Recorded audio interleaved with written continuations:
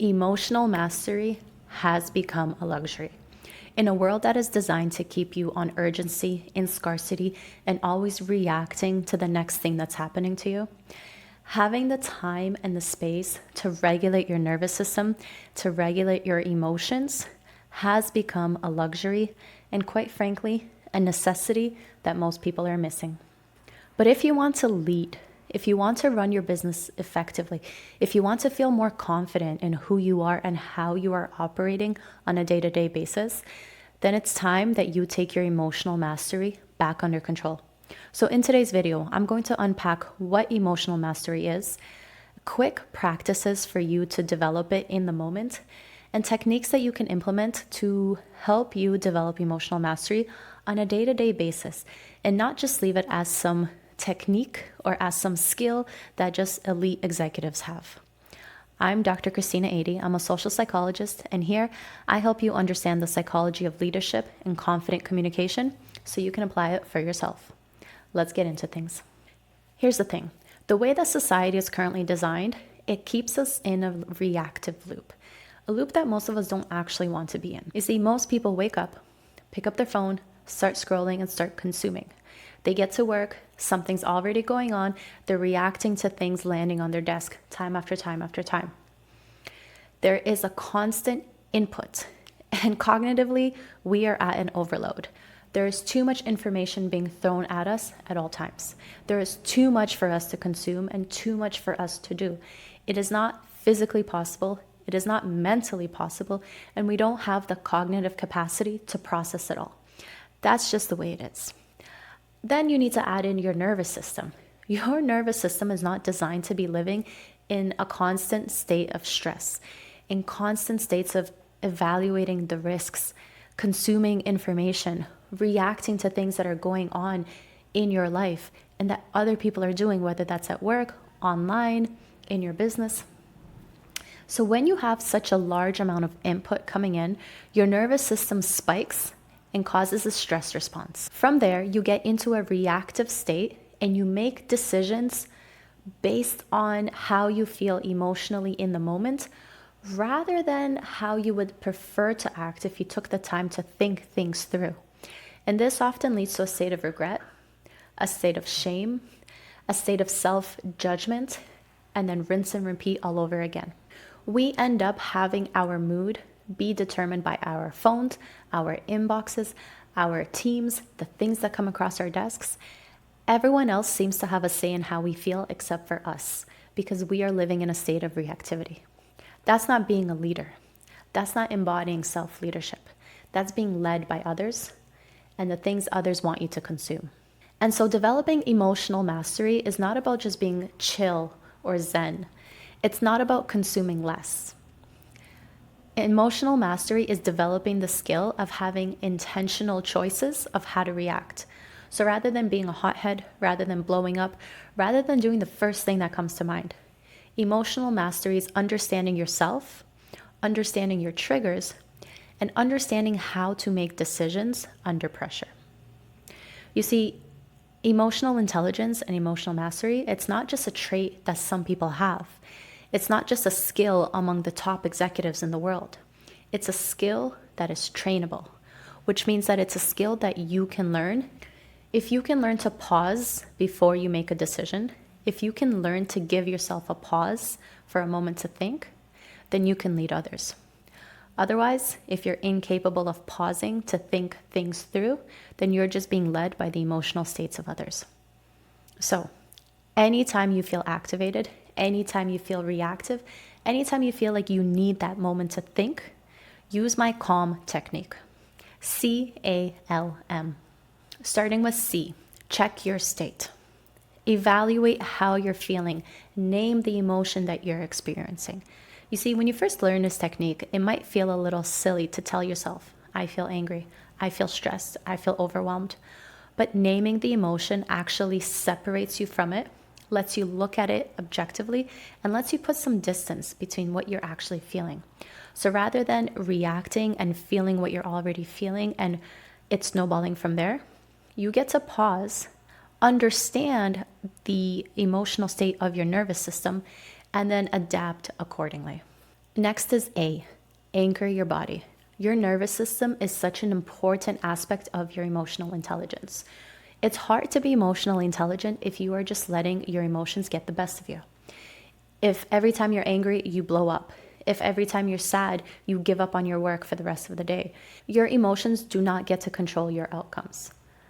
You get to control your emotions once you learn how to do so effectively. And so your nervous system, when it's regulated, helps you do that effectively. It helps you understand when you're triggered, when you're stressed, when you're having a response you don't want to have. And if you can get your nervous system under control, you get to calm down and think things through more clearly. And so to get your nervous system in control, you need to first understand the state that you're in, which comes from also naming the emotion you're feeling. And then you need to have tools in your pocket for how to regulate your nervous system. Deep breathing can work very well, but so can a body check-in. Now, a body check-in is simply checking in with how each part of your body is feeling. Now, you probably relate to this. When you're stressed, when you're tense, where do you carry that tension? Do you clench your jaw? Do you start to play with your hands or make a fist? Do you tighten your shoulders and then develop back pain from the tension you're carrying? Understand where the stress and the tension is in your body and adjust accordingly. So if you name your emotion and understand you're feeling angry, then you get to check in with your body and see where you're physically holding on to that anger in the moment. If that is your jaw, you get to consciously unclench it and relax. That already sends a signal to your mind and your nervous system that you're calming down and you're in control of the situation. Next is the L, lead your mind. Give your mind a specific direction and destination to focus on. So rather than spiraling, rather than considering how you're feeling and what's going on, rather than reacting to what someone else is saying or doing, lead your mind with a clear direction. What outcome matters most to you right now? What is the desired outcome that you're aiming for? And what is the direction that you want to focus on? Move intentionally by your choice, not by your emotional reactions. Put on your blinders and don't get distracted by everything else because you're in an emotionally reactive state in that moment. So, since you understand that emotional mastery is becoming a luxury, you understand that there's time scarcity. There's a perceived time scarcity that all of us are living by. Everything in our lives has been designed to hijack our dopamine system. Everyone is designing their life, their business, and their outcomes around ways to hijack our dopamine systems for success. And instead, it's creating a state of constant reactivity, constant urgency. We are starting to confuse speed with success. But the best performers, the most emotionally intelligent individuals, they understand that success comes from being responsive and regulated. So here are 3 different ways, 3 different luxurious techniques you can add to your daily schedule to begin to develop the skill and the practice of emotional mastery. These are each easy to do, and you can implement them into your daily schedule or even on a weekly basis, and you can get them done in under 10 minutes at a time. But the payoff of this is massive. If you can start to nurture the skill of emotional intelligence and work on your emotional mastery, the ripple effects of that are tremendous. It won't just end with how you feel.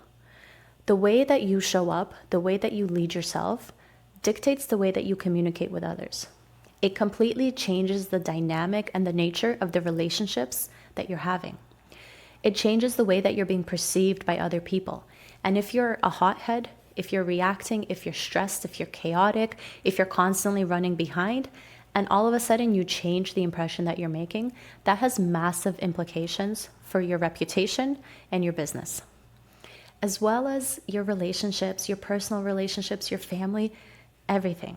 It all starts with you at the core and your capacity to hold space for your own emotions before you hold space for the emotions of others. So let's get into the 3 techniques and the 3 luxurious practices you're going to add to your schedule. Number 1, you're going to add in a margin of space for time and emotional processing. So that might look like 5 to 10 minutes to start, where you are intentionally choosing to sit with your own thoughts. So rather than waking up and picking up your phone and scrolling, rather than hopping from meeting to meeting to meeting, rather than ending one task and immediately moving on to the next, rather than filling up your time with scrolling because it's helping you relax, you are going to add in a margin of time to sit, to think, and to process. Now, the cherry on top is if you can add in an anchor word for yourself. Now, this might be calm, this might be steady, this might be intentional, whatever word resonates with you. You're going to add in that anchor word, process it, add it into your margin of time, and then throughout the day, when you find yourself losing track, when you find yourself becoming reactive, when you find yourself getting stressed out, you're going to go back to that anchor word and you're going to use it as the blinders to focus. So if you're in a conversation with a colleague and you find yourself getting frustrated about how it's going, you go back to your anchor word of calm to ground you. Maybe you go back to your anchor word of intentional to help you focus on the outcome that you're aiming for and not the situation at hand. Okay? 5 to 10 minutes to start is all it takes for this technique. Now, the second luxurious task that you're going to add is monotask windows. This is very similar to deep work, where you are going to focus on one task at a time. You see, with cognitive load, with multitasking, research shows that we are not nearly as effective as we think we are when we're multitasking. Matter of fact, research studies have shown that we actually overestimate how productive we think we're being in comparison to how productive we actually are when we're multitasking. By now, most people are extremely familiar with multitasking and having constant stimulation, whether that's colleagues in the office, the TV on, the radio on, multiple windows, listening to something. Yes, there are individuals who feel like they work better with something like white noise, but let's be real. If you think you can work on 2 different projects simultaneously, you are tricking yourself into thinking you're being productive, and you're actually being less productive than you could be if you were to zone in on one task at a time. Now, one way to make this technique work even better is to create something called an edge. This is a criteria of sorts, like a boundary that you put on your tasks. That might look like a timer. That might be like a work criteria of this many words written or this much of the task complete. And this lets you put an endpoint, a very clear endpoint on when you can comfortably end the task. And that works well to regulate your nervous system, to give your mind control over the task, and to help you emotionally feel in control of the task at hand. If you sit down to work on a project with an ambiguous start and end date, maybe if you're like me, I'm currently writing a book, and I've set myself a challenge to write a book in 30 days. And if I just sit down with an ambiguous task of I need to write today, it's extremely hard and extremely demotivating. I don't know what the criteria is to gauge whether I've been successful or not. Is it just the fact that I wrote something? Is it the fact that I sat down? Is it the fact that I wrote 1,000 words, 2,000 words, 5,000 words? What's the benchmark? So even if I was to remove all other distractions and just work on my book, without a clear boundary or a clear edge for myself, it becomes less productive. And instead, having that container for myself and knowing what my expectations are helps me feel emotionally in control and emotionally rewarded when I meet that criteria. Now, the third luxurious technique you're going to include into your schedule is a 5-minute buffer to decompress. And 5 minutes is a great place to start, and you might want to up this the more comfortable that you get and the more that you see that it works. Maybe you have a 5-minute buffer in between meetings and like a 30-minute buffer at the end of the day. But a time to decompress is extremely important because your mind is always going, especially your subconscious mind. It never turns off. And so when you are working all day long, when you're constantly in a state of reactivity, when you have information and tasks being thrown at you left and right from the moment you wake up until the moment you go to sleep, that is a lot for your mind to process. Your cognitive load will be at max capacity. And so to mitigate that, you want to be intentional about including moments of decompression. And by decompression, I don't just mean relaxing in front of the TV. I mean intentionally putting all stimulation away, taking the time to decompress your body. So that might look like meditation, yoga, mind-body awareness, and just relaxing your body bit by bit. That might look like journaling, processing how your day went, processing the ups and downs. That might look like just sitting for 5 minutes alone with your thoughts, with your eyes closed in a low stimulation environment. Maybe you want to get a weighted blanket. Maybe you want to get an eye mask. something to allow you to decompress and remove all stimulation so that your mind can finish processing all the tasks at hand, re-regulate, and move on to the next task. You see, back when I was in graduate school, I often worked with students who were getting ready for exams and who were studying and who thought that their study habits were amazing because they would time block everything and they would study for one exam for 2 hours and then they would jump to the next studying session and they felt productive. But the thing is, your mind, again, it has a capacity for how much information you can process. And more so, it has a lag time. And so when you are working on something, when you are doing something cognitively, your brain does not stop processing the moment that you finish the task. It keeps thinking, sort of like a computer indexing information. And so when you add in a buffer time to decompress, to sit alone with your thoughts, and to not distract yourself with something like scrolling, you are actually giving your mind the time that it needs to finish processing, to finish thinking, and to close that tab, if you will, before moving on. And so this is an extremely important and very simple technique that will work wonders for helping you develop emotional mastery.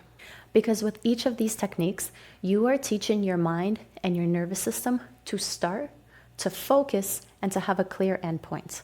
And that is how you stop living in reactive autopilot and start being intentional. So yes, emotional mastery has become a luxury. Not everyone has it. Not everyone is willing to work on it, but it matters. And the implications of it are tremendous in your life, in your business, and honestly, in your own mental health. So if you've ever thought about how important having emotional intelligence is, stop leaving it for the top executives and the top business people and the elite 1% that we look up to. Start developing it for yourself. It does not have to be complicated, but you do have to be intentional with it.